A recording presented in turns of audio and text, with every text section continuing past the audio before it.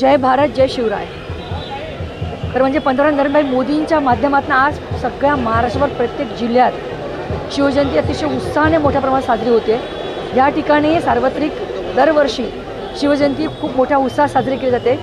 जसं छत्रपतींनी कधी जातपात धर्मपंथ मानलं नाही त्या पद्धतीने आज सगळे जळगावकर या उत्साहामध्ये उत्साहाने शिवजयंती साजरी करतायत। सगळे सहभागी झालेले आहेत। सगळ्या शाळेचे विद्यार्थी, लेझिम पथक, आदिवासी नृत्य, आमचे नेहरू युवा केंद्राचे विद्यार्थी, त्याच माध्यमातून या ठिकाणी आम्हीसुद्धा फुगड्या खेळून या ठिकाणी हा आनंद या ठिकाणी साजरा केलेला आहे। मला असं वाटतं छत्रपतींनी ज्या पद्धतीने कुशल प्रशासक म्हणून काम केलं, ज्या पद्धतीने हिंदू राष्ट्राला एकत्र करण्याचं काम केलं, त्या माध्यमातून मला असं वाटतं सगळ्या देशवासियांनी सगळ्यांनी एकत्र होणं गरजेचं आहे।